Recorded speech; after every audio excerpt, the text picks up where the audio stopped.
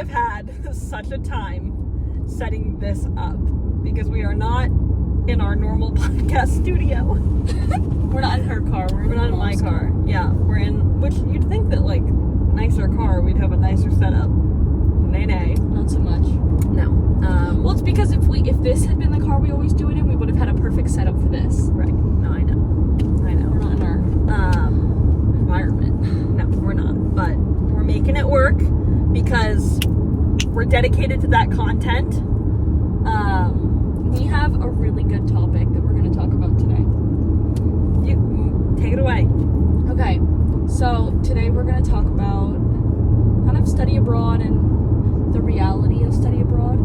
And I liked this idea. Well, I had a lot of homesickness when I first arrived in Auckland, and which is normal. And I expected to have some homesickness, but it hit me a lot harder than I thought, and for a lot longer than I thought. But anyway, I really wanted to talk about it because I had such a great time in Auckland and I was able to pull myself out of it. But also, I think that it was something that I wasn't expecting, and it's like sounds cliche, but like I wish that somebody had told me. Not that it doesn't happen to everyone, but I wish that somebody had maybe better prepared me for it. Yeah. So, if you're thinking of studying abroad, this feels so formal. I know. But if you're thinking, no, but like really, if you're thinking of studying abroad, do it. But also just, this can happen. And it's fine. That sounds really serious. It was really serious in the moment for me. But it just, I don't know. I wanted to talk about it because I feel like if anybody's by any chance is watching, it's like, oh, I want to study abroad, but I'm nervous about homesickness. Mm-hmm. You'll be fine. Do it. It was one of the best experiences literally of my life, despite all the homesickness and anxiety. But, yeah. Okay. I think also it's worth mentioning, it was one of the best experiences of your life once you got through that first initial. Exactly. Because I think the homesickness was one of the hardest things you've had to experience. That's my point, is that, like, that's what I mean, despite the homesickness. Like, with all of that, I mean, when I first got there, and we can, like, dive deeper into it, but, like, when I first got there, I wasn't eating, I wasn't sleeping, I was literally calling at age 20, I was legitimately calling my parents and friends. I was calling you all the time, like multiple times a day, just to get through the day. Yeah. I was calling home, which was making it better and worse. And I recognize that now, and I recognized that during that time. Yeah, you were very, I think, self-aware. I was very aware, but I needed to figure out the self-soothing, but at the same time, you were not functioning without it. I wasn't. Like, I think I expect when I got there, because this was something that I really wanted to do. I really wanted to study abroad. I knew that I had always known that I wanted to study abroad, that I was going to study abroad. It was less of a if, it was more of a where. Like, my mom studied abroad. She absolutely loved it. I have grown up hearing stories from her about the ins and outs of her study abroad. So I knew that I wanted to. It just was a matter of finding where I wanted to go, and it just so happened that New Zealand was a country that had a program through my major that was going to allow me to do a practicum, to be in a classroom in New Zealand, which kind of just sealed the deal for me. And it was a place that I, again, always wanted to go. So I very quickly decided on that. So, like, when I left and when I arrived in New Zealand, this was, unlike some people, this was after planning for this trip for 2 years.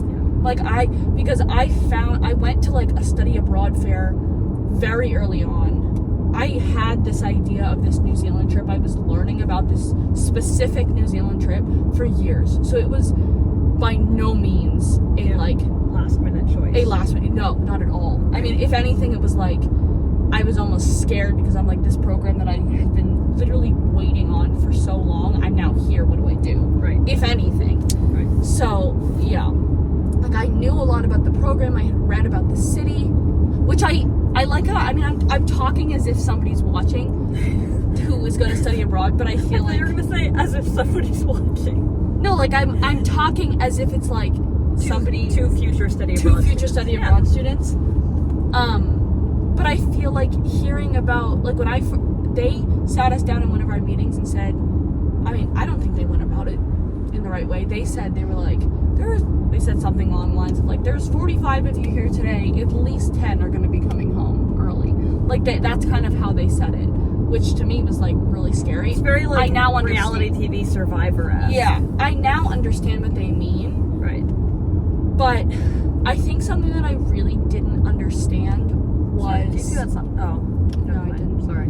I think something that I didn't understand fully was that people experience study abroad in so many different ways. Right. I mean, not always perfect and fun. Right. The whole time you're there. And I mean, I flew over, and it's a very long flight, but I flew over with one of my friends who we weren't close just because we were in the same major, and we were close, like, in classes, but we just didn't have the same social groups. It's a school friend. Now we're much closer. Yeah. But we flew over together, and, like, she got there and she experienced little to no jet lag. She was like, I don't think she was out that night, but, like, very soon after was, like, out experiencing bars and everything, which is amazing. And I wish that I was at least closer to that. Mm-hmm. And meanwhile, while she was experiencing little to no jet lag and was really just hit the ground running and was seemingly thriving in this new city, I was quite literally falling apart. I think you should talk more too about, like, it hit you pretty quick. It hit me so. It was, like, tough. Like, in the airport, you called me and talked to me for a while. You talked to my parents too. I did? Yeah. It hit me really quick because I have always, it was this weird, like, I had been preparing for this for so long, but suddenly I was not prepared. Right. I mean, I was literally prepared, but it was the mental emotional part. The mental emotional part, and already, like, traveling for that long is mentally exhausting. Yeah. But it was this thing of, like, I was tired from traveling, but on top of that, I couldn't, like, deal with that exhaustion because I was dealing with trying to be away from my parents and be away from my family and friends and not knowing what was in store for me. Right, it was that unknown and it was the fact that I think it's also important to point out that you were gone for 4 months. Yeah. Some people study abroad for 3 weeks. Yeah, I was leaving for months at it. Like, that was, like, that's, I think, what started to hit you first. Right. Was, if I had been going to Texas? Was that your first? Yeah, Dallas. Yeah. You called me from Dallas, like, sobbing, and you were like, I have made such a big mistake. And I was like, nope. Did I say that? Yes. Yes, you very much did. Okay. No, I was so, like, and that's what I think is really so that I interesting don't about remember. this. I know. That's the thing, is I think you've blocked a lot of it out. I have. But, like, that was what was so hard for me, was, like, trying to find this balance of, like, comfort and consoling you. But, like you said, it was not a question of if you could do it. Yeah. Like, we all knew you could do it. But, like, I remember your mom texting me during your layover and being like, Mia's having a really hard time. I bet she would love to hear from you. And I texted her back, I was like, I've been on the phone with her for an hour. Like, we've been on the phone, but, like, she just didn't know that. Right. So I think she was trying to not call you too much. Yeah. Even just in that first layover. Because we were like, we need to give her space, but also, like, we don't want you to feel, like, alone. So it was, like, this very interesting give and take. And that was hard. It was... The other really tough thing for me was I was dealing with all of this, but I've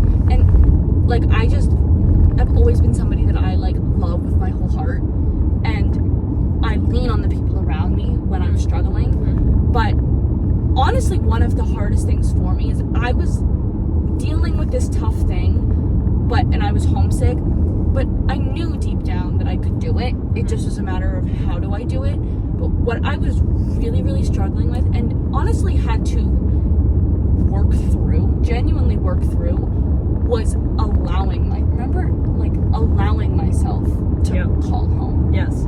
Because I felt so awful that I was calling home, calling you, calling my mom, calling my dad, calling my sister, calling my grandparents, just calling everyone, which was so comforting to me. But every time I got on the phone, every time I would hear, "Hi, how are you doing?" I felt like I was letting everyone down. Right. Because which I now know was not true. No, and I mean, I'm sure your family was doing the same thing that I was doing, which was constantly reminding you, call, text, do what you have to do. Everybody was saying, please call at any hour. Right. Please call whenever you need. But you were that exhaustion, at the beginning, I mean, I'm still surprised that you're jet lagged coming back, because everybody says coming back is harder, but it hit you so hard going there. Because I need my people. Right, I exactly. have That's the you, thing. my family. I have friends and family, whatever. But then I have my so and so pack. Right. I have my pack. We're similar in that way. That we have our people. Yep. And the jet lag is hitting me, but it's hitting right now. But it's hitting me in a whole different way. Yep. Because I'm not anxious. Because I have my. And people. you're taking care of yourself. Exactly. And that's the thing. I hope that you'll talk about and that was, I think, I would be interested to know what you perceive as your lowest moment there, what your hardest point was, because I know my lowest moment. Okay. I have a specific moment that I was I have hit. This is the hardest it's been. I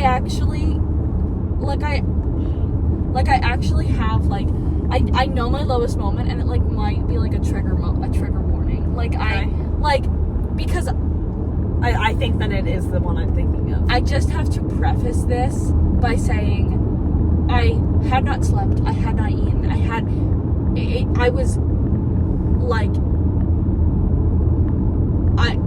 it was very definitively my lowest moment. And the thing that basically what happened is that I got there, I was exhausted, I was jet lagged, and I had 4 or 5 days that I was really bad. And when she says really bad, not sleeping, not eating. In 4 days, I lost 15 pounds. Yeah. I was not functioning. Yeah. It was a critical situation. Yeah. And then once I slept through the night, not a great night's sleep, but I got 5.5 straight hours of sleep. That kind of kickstarted my body a little bit. Once I got a full night's sleep, then I kind of started eating, and within 4, 5, 6 days, I kind of wasn't myself, but I was eating at least a little bit. I was gonna say, you were eating. I remember you you were having a granola bar. Yeah. And you would have ramen noodles. Right. I have very little, and I remember just you eating not something. wanting to go to the grocery store. Yeah. Being such a fight. Yeah. That you were I don't want to get food because I'm not staying. I can't. And I didn't want to decorate my room because I was I'm not staying. I can't. But it wasn't I don't want to be here. It was I'm gonna get sick. I'm gonna injure You're myself. You're gonna end up going home. I can't just not eat. There was never a moment. There actually, amazingly, was never once a moment that I truly, truly was I don't want to be here. Right. I always wanted to be here. Yeah. But it was I don't want to be here like this. Right. But I kept just saying, maybe tomorrow it'll get better. Maybe tomorrow it'll get better. And after, again, 4, 5, 6 days, whatever it was. Yeah, I feel it was under a week. I feel started to get better. Yeah, but I feel it was you got there, and then I remember you after a week saying hey, I've lost however much weight. But it was around that time that I started to eat a little bit. It was the first week was tough because I remember looked like a ghost when I talked to you. I I have like I was like screen withering recordings away. from like FaceTimes. Yeah. And you're like, you had no color No in your color. skin. Yeah. And your face was so puffy from all of your crying. Yeah, my eyes were puffy. Your eyes were like I was- bloodshot. Like yeah. you just did not look No, I didn't like look a good. human. I didn't look good. But I remember after the first week, when like the day that I was like, oh, I've been here a week, I remember saying to my mom, saying to myself, maybe saying to you, like, I remember thinking, okay, I've been here a week, because I kept telling myself, I need to make it a week. If after a week, I'm still not eating, not sleeping, not functioning, then I need to start thinking about, like, I want to be here, but is this, like, do I need to rethink Force something? yourself through it. Right. Because that was another conversation we had, was like, Right. you could, again, never was the question of if you could do it. Right. We knew But I could do it, but should it wasn't you be healthy. doing it. Right. But I remember after a week being like, okay, now looking back today versus the day I got here, I am in a different spot after a week, which was good, which was reassuring to me. So anyway, after roughly a week, I kind of started to pull myself out of it. Oyster. I kind of started to pull myself out of it. And I then had 2 weeks of really great. I had moments here and there, but it seemed like I pushed through it. Like I was good. I was going to the beach with my friends. It's also was having important moments. to note that the first week you were there was nothing going on. Right. There was no orientation yet. There was no Well, there was, but it programming. wasn't official orientation. Right. That's what I'm saying. though. Yeah. Like once that stuff started too, It got me out more. Yeah.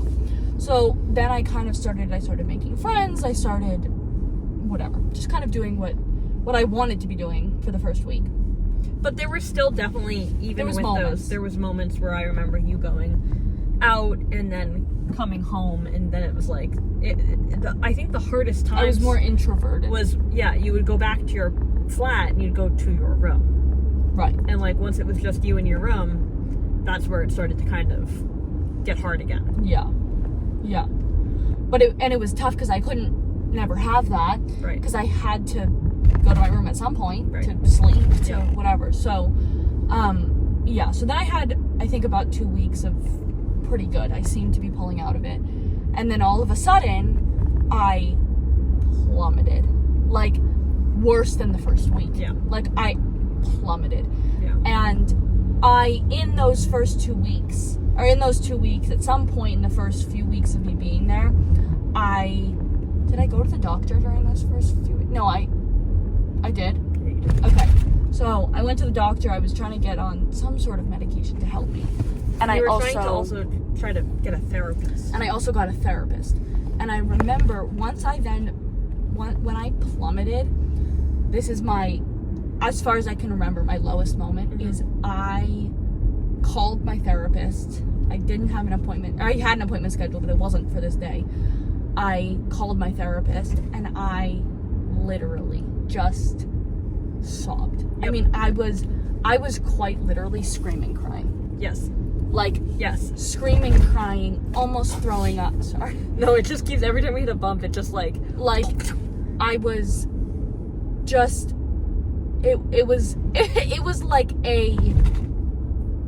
like I don't want to say like feral, but like it was. No, you were like inconsolable. I was the way you yes, put that's it. a good word. I was inconsolable. Like I was going from on the phone with my parents to then I was on the phone with my mom, and then I got an email back from my therapist saying, yeah, why don't you call me right now? And I hung up with my mom and then called my therapist. Which you had been on the phone with me.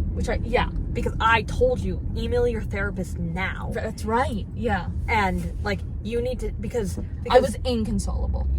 When we were on the phone, I was Yeah. like, I don't care, because you were like, I don't have therapy until Friday, and this was on like a Monday or Tuesday. something, yeah. And I was like, I don't care that you have it on Friday. Email them and see if you can get in sooner. And you were like, it's not going to work. Like I only get a certain number. And that was your argument, was you were like, I only get a certain number of like therapy sessions Yeah. covered through the school or whatever. Which I then, on that appointment, Yes. asked her, Yes. and she said no. It was like 6 appointments. Yeah. And I was like, I am in week 4. Like I have like 3 months left. Yeah. And she said, she was like, yes, technically you only have a certain amount, but when those run out, I then just put in for this patient needs more. Right. She was like, that amongst everything else, that is but that not was your like worry. you wouldn't even like think Email about her, yeah. emailing her because you were like, I don't want to waste one of my visits Yeah. if I can like then make it to Friday. And I was like, Which shows how sleep deprived and hungry and because not in myself a normal I was. state you would be able to like Call logically her, recognize yeah. that, but you like I remember like arguing, Yeah. and that was like being like, Mia, I'll right say now. I would say that was probably one of the top 3 hardest parts for me as your friend was like that argument, and then like you being like, okay, my mom's calling me, I have to go. And I remember hanging up. hate because I knew every time I called someone and hung up and recalled and whatever, I knew that it was hard for everyone. No. Which I hated. What was hard was that like I felt like for the first time, like you were not Mia. Like Yeah. you weren't you. And I said that to my parents. I remember saying to my mom, I was like, she's not, like she is so far from the state that she like normally is, that like normally, you know, you might not always agree with me, but you'll always listen to me, and you were not even listening to me. Like it was like I was not even talking, like we weren't having a conversation. Right. And I was telling you things and you were just having a full your own like if it puts it in perspective, I don't even remember that conversation. yeah, no, and that's the thing is like you fully were in like a manic state. I was. That like I was. you could not even comprehend, listen to what I was saying. And I remember you hanging up the phone, and I said to my mom, I was like, she needs to email this therapist. And my mom was like, should you call her mom? And I was like, well, she's on the phone with her mom now, and I know her mom and I are most definitely on the same page. Yeah. Like I knew that your mom would be giving you the same advice that I was giving you, and vice versa. Like I knew, even without she and I having to like talk about it, I knew that we would be telling you the same things. Yeah. But like that was definitely like that argument. And again, I don't even say argument because again, I don't even think you were aware that we were arguing. But like you kept saying, you were like, no, I can't. I only get 6 appointments. You don't get it. It's not happening. Like blah blah blah. And I was just like, I don't care. You need to call. Like you need to Which listen. is what I needed. Right. No, and I know that, but like you know, I'm not a confrontational person. Yeah. So like it was one of those things that I was like. Yeah. Like it's up, and it felt like one of those times that it felt like the first time while you were there that I was upsetting you by trying to like help, and I remember saying to you, I was like, okay, well, I don't know what else to tell you. Yeah. And that again, like it was hard for me to be we knew that was gonna happen.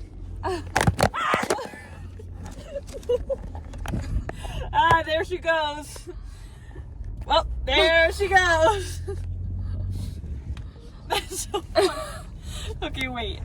I think if we put the Aquaphor here, should we pause this? Yeah. Hold on. Okay, we're back. We're having some issues with the mount. Yeah, no, it was, you were saying like you need to do it now, but I remember though, this is the trigger warning. I remember in that moment texting my therapist and then getting on the phone with my therapist and being so inconsolable that I actually remember thinking like, this sounds very serious, but I would never think this in my right mind. Yeah. So it shows again how not myself I was. Right. I remember thinking like, this is so exhausting, and mentally, but just also like on my body. Like this is so exhausting on my body that I'm not sleeping, I'm not eating, I'm barely even moving. I mean, I would literally walk downstairs and sit on like a picnic bench and be out of breath. Yeah. Like it was so exhausting on my body that I remember thinking, I either need to come home or like I need to. Don't even. No, like, but seriously, like because I was like, I need to just. It's painful. It's painful. Yeah. Like physically. And again, I say that as a trigger warning, but I say that more to show that I wasn't myself. Yeah, like I was not mentally myself. Right. And I wasn't really thinking it's No. either this or that, but I remember thinking That's the point you've gotten to. That's the point I've gotten to, and I remember very vividly thinking, I can understand how people do that. Oh my god. Not that I'm gonna do it, but No. I Right, fully right. can comprehend Oh now. my God. Because before I could think, I don't know how anyone could ever get to that mental Right, state. yeah. But I remember vividly thinking, Oh my god. I can understand. No, and that. it was, and that's so sad. and that was, and but I actually can kind you've of never Yeah. said that to me. No. Like even like while you were there since Yeah. you've gotten back. But, because like, I didn't want to say that to anyone because Right. I knew I would never ever do that. Right. But I didn't right, want that you would to have hopped even the be a flight thought. home before that. Yes. But without you even needing to have said that. I told my therapist that though. Yeah. Which is why she said this is critical. Yes. It's why she called the doctor and said this is critical. Right. And I told everyone, oh yeah, my therapist said that this is critical and that's why I need to go see a doctor. Right. And she Right. referred me to but I didn't tell you why she told me it was critical. No. And that's why. But again, I think your mother and your family and I, having talked to you, could tell you were in a state that you had never been in before. And it definitely was a concern that crossed, I would guess, everyone's mind at some point. Yeah. That we were all like, I definitely was worried. I remember having not an argument, but again, another disagreement where you were not yourself, you were not in a good state, and you were like, I'm just gonna go out tonight. And I was like, I don't think that's a good idea. You have nothing in your system. Yeah. And you were like, I need something to just like take my mind off of it. I was frantic. You were. And it was, I mean, again, like that's, obviously I think saying it's self-medication is a dramatic version, but you were looking for something to take an edge off. And it wasn't so much I was looking to drink, but I was looking to be in an environment that there was so much happening that I wasn't just sitting in my four walls of my room with my thoughts. I wanted to be in a space that was so loud and chaotic that I couldn't even hear myself think. Right, but that, and I think you said that. I think you said you were like, because I know I called you out. Which is also not healthy. I know I called you out being like, that's not alcohol is not the answer. Right. And you were like, I'm not going for the alcohol. I'm going so that I don't have to hear my own thoughts or something like that. And I was like, this is not critical. good. This is not, again. And I would say that, like, do you know what I think the hardest, like... Yeah, I actually would love to hear it. You are. So... I'm actually really curious. So the crazy thing is, I don't remember those middle 2 weeks. I remember... That's interesting, because I actually was much better. Like, to the point where my family, my mom called me and said, I'm so happy. Like, she was in tears because she was like, finally she made it. And, like, I vaguely remember, I just don't remember it being 2 weeks. Okay. That's the thing. It's like, I know that you had a rough start and then, like, you got a little better. Yeah, it was But I 2 remember it weeks. being, like, a couple days. Because then, after that, where you then, like, declined rapidly. It wasn't 2 perfect weeks. No. It was 2 weeks where I got out and I had moments. Yes. But I remember, and I remember that. But again, it doesn't register in my Yeah, brain yeah, as it having was done 2 quicker. weeks. Yeah. And then I think it's because that rapid decline, and then you needing to see the therapist and like getting on the medication. That, and again, that was probably, another 2 weeks itself. Because I remember like you having to schedule all these appointments, whatever. But that's the thing is, I easily could say like, oh, that went on for another month, because it felt like every day was just like again. No, but it might have been 3 weeks. Yeah, 3.5 weeks. There were It was so many longer the conversations. second time. And but I remember. So wait, do you think you know what I'm gonna say? No. Okay, so I'll probably during remember it when you tell that me. period of you trying to find the therapist, get the therapist, like get sessions with your therapist, then getting on the medication, all of that. During that time, because you were not yourself, I remember like it was draining me because I didn't like seeing you like that. And I was worried, honestly, I think first and foremost, worried for your physical safety. Yeah. Again, and it's crazy that you just said what you said, because like we again never talked about that. Because I didn't want to let anyone know that. I know I said to my parents, and I think I even said to the person we were just with, like, I'm worried about her physical safety, like her body, because again, when I saw you on FaceTime, you didn't look like Mia. Like, and I remember saying to them, like, I don't think it's safe for her to be there. Like, I don't think she's like I was worried you were going to be hospitalized there for like your body just like shutting down. Yeah. And again, like, it sounds very drastic, but like the way, you know, in our 5 years, over 5 years, how long have we been friends? 6 years? Something like You were a freshman, I was a junior. So 6 years, 6 or 7 years now. Yeah. Like, oh, there's cows. Sorry. I'm so sorry. There was a baby cow. It was white. Anyways, in our 6 or 7 years of friendship, like, you have consistently been Mia. You know? And, yeah, you've never seen me like that. But I have seen you in really sad, upset moments. Nothing like that though. But that wasn't even like sadness. Like, that was the thing, is like, I couldn't even pin this emotion. And I remember, and this sounds so awful, I know I talked to my therapist. My therapy sessions became like just talking about. I hate that. No, but I don't want you to hate it, because again, like, this is just what friends do. But I remember saying to my therapist, like, I am so worried that like she is not like okay. Yeah. That like it was like eating away at me.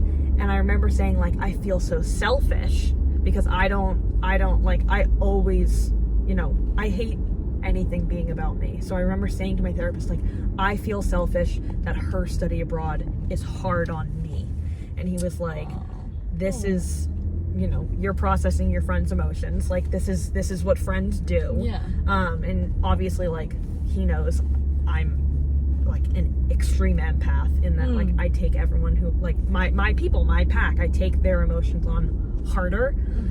But I remember saying to him, like, I don't feel like I'm talking to Mia when we're on FaceTime, and it makes me like worried to FaceTime her, and I don't know what to do about that. And my therapist was like, well, what makes you worry? Because again, it's not like I didn't want to be talking to you, because I needed to be able to see you and like see that you were like Okay. functioning. Yeah. But again, you weren't okay when I was seeing you. Right. So it was like making me, and I remember having a FaceTime with you where, and I think it was when you told me initially, you told me that you had lost however much weight since you had been there, because it was like you lost 15 pounds in that first week, and then you started to eat again, you started to gain weight, and then when you dropped, like, you lost weight again. I don't know if it was as much as the first time. It wasn't as much, but you were not holding weight again. And I remember, well, that's what it was, is I had 2 weeks, but I had 2 like weeks where I was at like 75%. right, and I remember saying to So you, I didn't eat enough to gain the weight back. Right. So and I remember saying to you, and you weren't in like the full manic state yet, but you weren't yourself either. Yeah. I remember saying to you, like, you know, Well, I think I know what you're gonna say. You can do this, but like, it's getting to a point where it's not healthy for you. Like, you need to be okay if you need to come home early. And I said, and you said to me, well, no, then I hung up. you hung up, and I you thought were about so it. upset at me. I was that. And I knew when we hung up that you were not happy with what I had said. Yeah. And then I called you back specifically to say, I'm saying, I remember you started saying, like, I'm saying this as a friend. and I felt so awful, but I just want you to know, you are one of my only friends that I would say this to. Yes. Everyone else, I would have hung up and just been like, oh, whatever. But she's like, I'm going to start by saying this as your friend. But you said something like, you really pissed me off when you said this. You said, you were like, I'm really upset with what you said. And I know that while I was aware that what I had said upset you, I remember thinking, like, the audacity on this girl, that like, she's so unwell right now, and I'm looking out for her, and like, she's upset that I said that. But it wasn't because of that. But you were like, and I hope you understand why I was no, saying. I do. Yeah. But what she said was basically like, you saying that made it feel like you don't think I should be here. And we both know I should be here. Like, it's not, again, that theme, that recurring theme of, like, it's not a matter of if. We know, like, and I said to you, I was like, oh, I know you can be there, but you're losing weight. And I'm proud of myself that I stood my ground. Yeah. Because I was like, I'm not, like, doubling back on what I said. Like, I stand by what I said because you were in a state that I felt like you were a prisoner in your own mind. Well, that, like, you knew you were not healthy, but you were not going to let yourself leave. And again, that's where I think that little, like, I don't think it was even a, like, cognizant thought in my brain, but I remember thinking, like, she's not going to leave there no matter how sick she gets.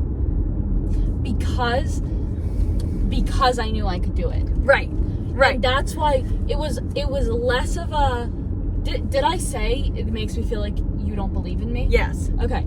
Because and it felt like a shank in my chest. But I remember being like, do I call her? Do I not call her? Do I tell her? No, she would want me to tell her. No, and I did. And I'm glad you did, because I did change how I delivered things with you. And it was that I knew, and I said that was me having not eaten, not slept, whatever, trying to somehow portray what I was feeling. No, and it 100%. was less about that. I felt like I knew that you believed in me, but you were in a place though, and I couldn't. You only needed. You could only take positive reinforcement, because I was literally every day, all day. The reason I was so sick was because all I could hear was the reasons that I couldn't do it. Right. So, and I was literally with every ounce of my being. Yeah. Like, one of the hardest things I've ever done. Yeah. Trying to tell myself that I can do it. Yeah. And that trying to relay to myself the reasons why it was a good idea that I'm there and all this stuff. And I knew that was you worrying, and it wasn't. I knew that it wasn't that you didn't think I could do it. It just was you looking out for me. And I knew that part of you also thought that I could do it. Yeah. So I needed to hear that part and not the part of I remember, and that's what I was trying to tell you. Then talking to my therapist afterwards, because I was even more upset that I was like, I can't, and I remember again, and I felt so selfish and awful for being like, I can't keep doing this because it's making me, like, sick, that, like, I just felt like I couldn't say anything right. And so I was oh my God, Ari, you were, even though it didn't feel like it. but what I'm saying, which is why I think we've both been, like, not looking forward to this, but, like, talking about it this way. It was traumatic for both of us. It really was, which is crazy, because that's the thing that, like, it was definitely more traumatic. It was definitely traumatic for me in more of a, like, real, physical real way.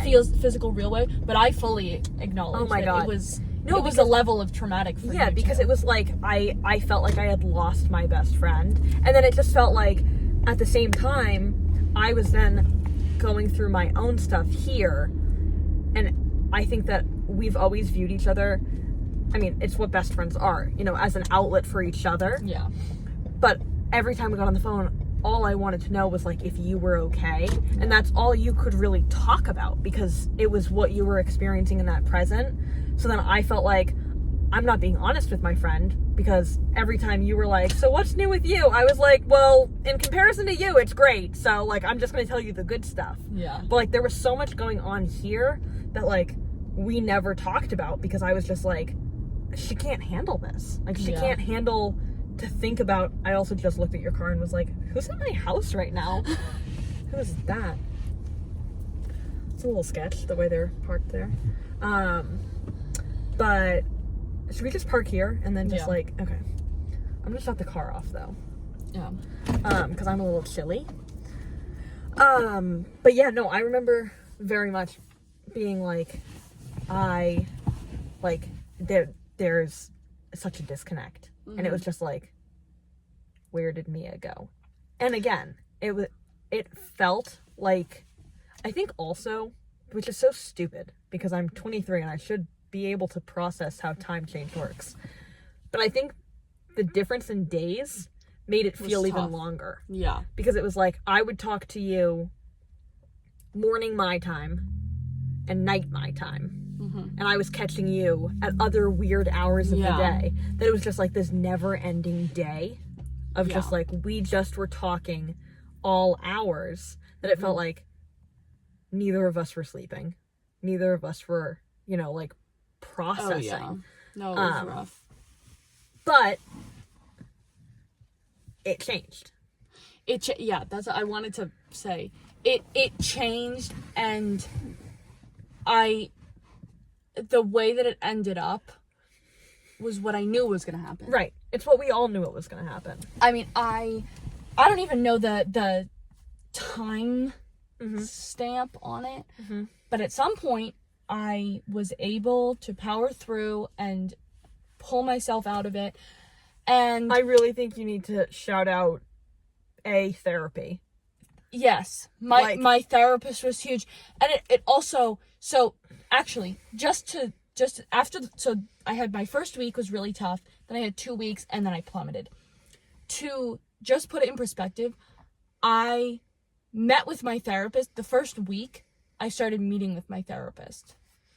I then met with her a few times. Maybe it wasn't too full. It was long enough that I actually met with her and said, I don't thought need you were therapist good. anymore. And I remember not saying anything, biting my tongue, being like, oh no, this is a disaster. Like, this is a mistake. No, because I had 2 appointments where we were just chit-chatting. Yes. We were just chit-chatting. And I knew in my head, and I did say to her, I said, at some point, I'm sure I'll come back. Yeah. But for now, I honestly told her I don't need to meet with you. And I asked her, can I schedule something in like 3 weeks? Yeah. But then I was like, you know what? I'll just call you when I need to come back in. And I really like remember being like, I knew I know, because I've been seeing a therapist like pretty regularly for the past few years. I mean, I've been seeing the same therapist since I was in middle school. Yeah. But like have gone through those same like ebbs and flows of like, oh, I don't think we need to be talking every other week. I think we can go like once a month or whatever. But I also know like after having a hard time or going through a big change, you then get back into that like that honeymoon phase of like, oh, I'm good now. And it's always when you say, I don't need to see you anymore, that it's then like, oh no, I need to get in now. But that just shows how good I was doing before I plummeted. 100%. Because I would not have said I don't need to meet with you anymore unless I really felt very comfortable. Yeah. But anyway, I then was able to pull myself out of it. I did a practicum. I was in a 7th grade class. Absolutely loved it. I mean, I definitely want to do primary. First, I was in a 7th grade class. First, second, third grade is definitely more my vibe and my comfort. However, I loved my kids. I loved the experience. I'm so grateful for the experience. It was 100% one of my favorite things. You loved your Maori culture class. I took a Maori culture class, the Indigenous people of New Zealand. Absolutely loved it. I got this necklace from my professor. Like, I had... Shouts out to, like, okay, to the point where I flew home, and I and again, I knew this was gonna happen. I cried on the plane there. I then, at the end of my semester, got on a plane with 2 of my friends, flew home. I had a flight from Auckland to Los Angeles, and then a short layover, and then LA to New York. And I landed in Los Angeles, landed in America after 4 months, and burst into tears.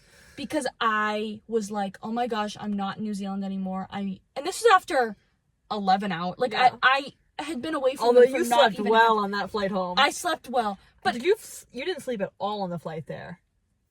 No, God, no. I remember, I slept for like an hour. I would say the first inkling I had of like, oh, this is code red, other than you calling me on your layover in Texas and literally talking to every member of my family. Yes, I landed in Auckland and I said, Ari, I need you to talk to me. Yes, no, but when you were on your layover in Texas, I remember passing the phone around. We had been watching a movie and we paused it. I remember passing the phone around for an hour. Everyone in my family talked to you for like a while, but I remember you being like very concerned about having Wi-Fi on the plane. And I remember my mom saying, Just I will Venmo you money. Just get the Wi-Fi. And I remember you getting on the plane and texting me and being like, there's no Wi-Fi. Or something like you couldn't get it. What happened was I got your card got like declined. My card got declined because we left. It was something about when I was then international or something. Yeah.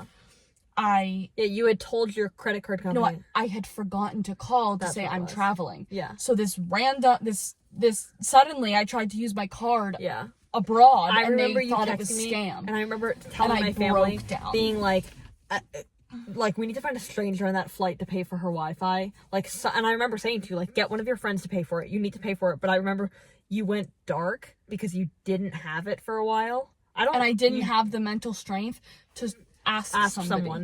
And I remember then once you took off, then you weren't communicating, and I was like, it was like that there's like 2 minutes when a spaceship is coming back into Earth where they just like lose contact before they like come back in. That's what it felt like for me too. And I was like, oh my god, like where is she? I was shaking, I was crying, I was throwing up. And then yes, when you landed, you were like, I don't think you were even off the plane yet, and you were like, I need to talk to you. Literally the second we touched ground, as we were coming in, I was literally holding my phone, waiting for service. Yeah. And as we touched ground, I got like one bar, and I opened WhatsApp and was like, Ari, I need you to talk to me. Please talk to me. And shouts out WhatsApp, even though I still don't like it. Remember the podcast where your dad called you? The last one before you left, and your dad was telling you about WhatsApp, or about your cellular, and I was like, I don't want to use WhatsApp. I did it, but like, not a fan. Yeah. Was not a fan. But again, it helped. It did help. It definitely helped. It allowed us to FaceTime, which was great. Yes. But anyway, I went to Fiji with a group of my friends at the end of the semester. Like, I had the study abroad experience that I wanted. Yeah. I also was putting a lot of pressure on myself when I got there because I wanted to have this life-changing experience that everybody had told me I was going to have. May and June were where, I would say half of April. Yeah. No, but most of April. Because my parents came kind of mid-April. So when I got to the point where I was like, oh, they're coming in a week and a half, I then was good. So for February was awful. March was hard. No, but like my birthday, I was good. But that was just your birthday. Like, there was leading up to your birthday was hard because you were... Really? Yeah. Because I remember you being like, this is my first birthday, not in the States. Okay. And not, like, you didn't have, like you had your study abroad friends, but you didn't feel like you had, like, your UVM girls. But even in March... March was better than February. For most of March, I wasn't plummeting. No, but it was very much like, we're taking this day by day. And day by day, I needed counting therapy. Down. I was until your family got there. But it was the difference between, I had moments and weeks where I was helpless. Yeah. Like, I was helpless. Yeah. I was quite literally frantic. Yeah. And then I also had a period where I was struggling, but it felt more manageable. Yeah. Where I was able to take it day by day. Right, yeah, no, and that, I think that was the silver lining of March, was like, classes had started. And I had, like, my Maori class. Yeah. Literally got me through. Yeah, you loved that. I would go to, that was my one class that I could go and literally check out. I mean, I probably called you at least once or twice. Like, I literally had days where I would leave. It was a 3-hour Maori class. And I would leave and get back to my room and start crying. Yeah. Because I was like, that is the first time all week that I have felt like myself. Yep.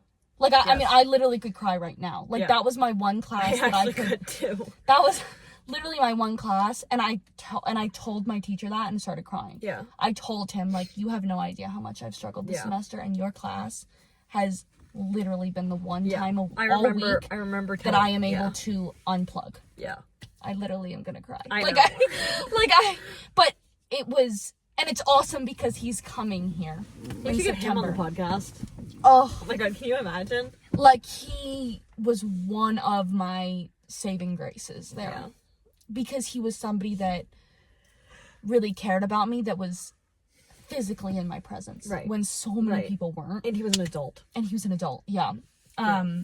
So That's something we both, I think, have always, while Yeah. we thrive with people our own age, there's something about an adult who's comforting mature adult and presence. who has had experiences Mm-hmm.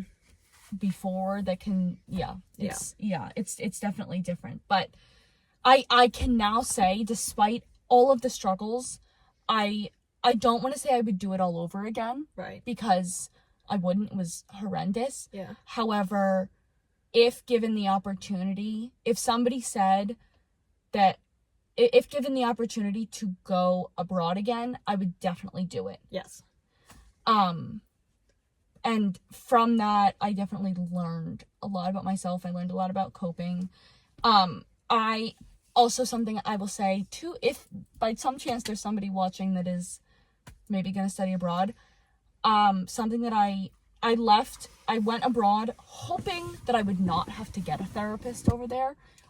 Open to the idea, but just hoping. I told my therapist here, I'm hoping I'll go over there and be okay and be distracted and, all the stuff. I've always loved traveling.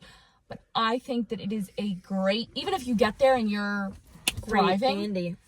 I think that it is a great idea to get a therapist, Therapists are especially great. if for me, I literally didn't pay a dime because Yeah. the school Oh. insurance that I signed up for covered it all. Amazing. And I think that it's great because there was a lot of times that I would go in and I'd be great. I would have had a great week. I would have been great. And I literally would just sit and tell and kind of go over the different cultures I was seeing. Because you go to a new country and there's culture shock. Was your therapist from New Zealand? No, she was from America, Oh, okay. which was also great. Because I was able to sit down, and even if I wasn't saying, oh, I'm really struggling with this, and that other thing, I was able to sit down and be like, dude, why do Kiwis always say this? Yeah. Like, what is this about? And she'd be like, I know. Yeah. I know. I got here, and like one time I was like, why am I walking into the grocery store and buying one bag of things and it's somehow like $150? Yeah.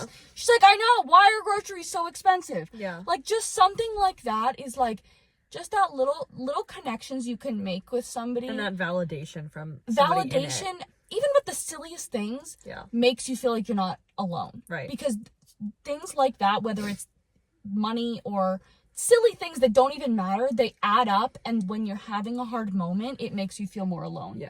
So I would hugely recommend just get a therapist to go and talk to about the different things you're seeing when you're living in a new country. I would recommend therapy all the time for everyone. Always.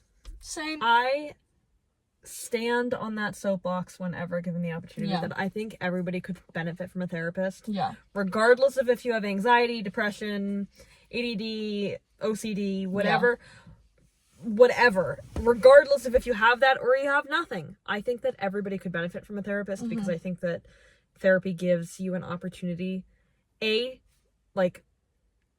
for you to feel like you're being listened to, you're being heard, but also to feel like there's someone who, I think it's important that everybody have someone who can get to know them, listen to them, but Give also them their undivided attention. undivided attention and Yeah. honest feedback, because it can be Yeah. hard. I think while we'll always give each other it's honest not the same. advice, it's not the same because there's still some level of A therapist is unbiased. that's exactly it. That and again, my therapist has known me since I was 13, but he will always call me out if I'm whatever, if I'm saying something, Yeah. he'll be like, Ari, cut it out, tell me what you're really feeling, or Ari, cut it out, you're in the wrong. And I think it's important to have Yeah. someone in your life that can That can do tell that. you and call you on those things. That's not someone you see outside of therapy. To have someone that And to have a that's their role. space. To have a To have a space space to do that it. you can go Yeah. to. Yeah. It's huge. But Jam supports therapy. We should but make that merch. yeah. But anyway, that actually would be great merch. but Therapy and anxiety medication. yeah. But anyway, I just, despite all of the awful things that I had to tough through, I can confidently say every day, all day, that study abroad was one of, if not the best decision and experience of my life. Yeah, and I would say as the best friend, it brings you so much closer to your best friend's mom and family. True. So I thought you were going to say best friend, but oh yeah, I would talk to your mom and be like, I need you. And I literally saw your mom at the grocery store and was like, can we just talk about this? Can we just hug? And literally that first time that I saw her, she was like, I'm gonna cry seeing you. And I was like, can we just hug? And she was like, yeah, I could really use that. And one of your sister's friends was with her. And she was just staring at Tracy and I, like, I don't remember her name. That's fine. But she was just looking at your mom and I was just like, our girl just left. Like, she's just gone. And then, of course, like, seeing your family at Marshall's, like, right before you came home. And I was like, she did it! This girl's in Fiji and she's about to come home. Like, are we kidding? This is crazy. Yeah. And your mom was like, I know, let's send her a selfie that we're hanging out. And I was like, this is great for us. But yeah, no, it was quite the experience. Yeah. And make sure, if you do study abroad, make sure that you have people, whether you, like, identify them as these people or not. I didn't, but I just had people. Make sure that you have at least a small group of family, friends, whoever, that you can call on if you struggle. Because I am so grateful that I had many people that I could call and who repeatedly told me to call at any hour, any minute, any day. Yep. To talk. Yeah. And I tried I think that's my important best. Even when you're not studying abroad. Even when, yes, of course. Even when you're not studying abroad. Especially when you're so, because they're just, you don't realize how alone you can feel until you are in a different country. Like, you really don't. Yeah. And that's amazing in a way, because you can find yourself in a way that you could never find right. I don't think I could ever find myself here, and that's why you study abroad. But there is no feeling like being planted in a new country all by yourself. And it was the fact that, like, it was midday for you and it's the middle of the night for us. Yeah. Or like, whatever it was. It's even more isolating. There's just no feeling like it. Yeah. And so I think it's really important. I can't even imagine having gone through that and not having anyone to call on. So thank you. Find a therapist, find a best friend. Yeah. Talk to your people. And above all, study abroad. As someone who has not studied abroad, I think travel's cool, but I think it takes a certain type of person to do it. Yes, it's not for everyone, but I'm just mean, if you're thinking that you might want to study abroad, do it. Yeah. If it's not for you, don't do it. Don't do it.